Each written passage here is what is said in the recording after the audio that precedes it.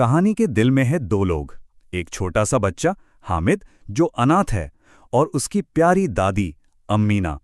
उनकी दुनिया भले ही छोटी हो लेकिन प्यार से भरी हुई है। अब कहानी का जो बैकग्राउंड है वो है ईद का दिन, यानी चारों तरफ जश्न ही जश्न है, खुशियों का त्योहार है। लेकिन जानते हैं, यही खुशी हामिद और उसकी दादी की गरीबी को और भी ज्यादा चुभने वाला बना देती है।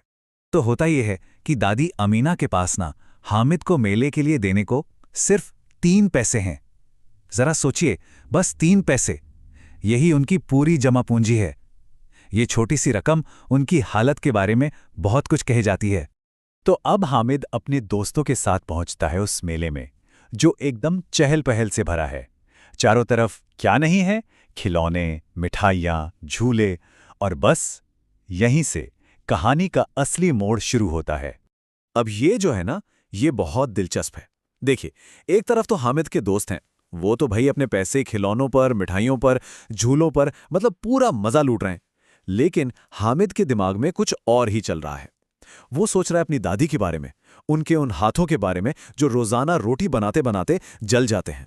तो जहां उसके दोस्त बच्चों वाली चीजों पर पैसे लुटा रहे हैं, वहीं हामिद एक ऐसा फैसला लेता है जो सबको हैरान कर देता है।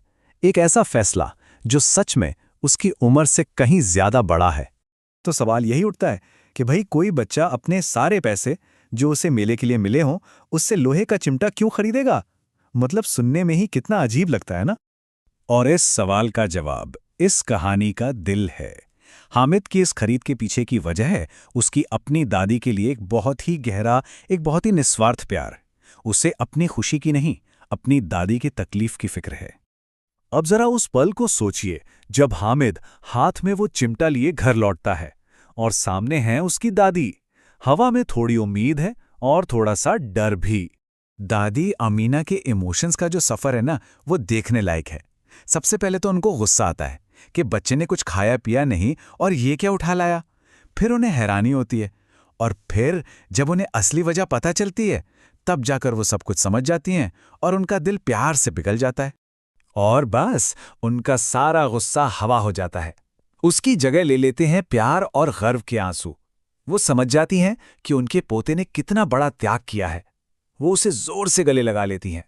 ये आंसू सिर्फ आंसू नहीं है, ये उनके मजबूत रिश्ते का सबूत हैं। तो चलिए अब इस कहानी के सार की तरफ बढ़ते हैं।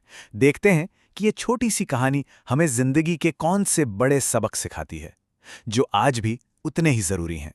देखिए, ये कहानी हमें बहुत ही खूबसूरती से ये बताती है कि सबसे बड़े तोहफे वो नहीं होते जो महंगे हों, बल्कि वो होते हैं जिनमें सच्चा प्यार और त्याग भरा हो।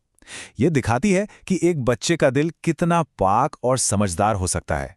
और सबसे बड़ी बात कि असली खुशी दूसरों की परवाह करने में ही मिलती है। और जाते जाते ये कहानी हम सबके लिए एक सवाल छोड़ जाती है। ये हमें सोचने पर मजबूर करती है कि सच्ची खुशी आखिर है किस चीज में? क्या वो चीजों को पाने में है, या फिर किसी के लिए निस्वार्थ भाव से कुछ करने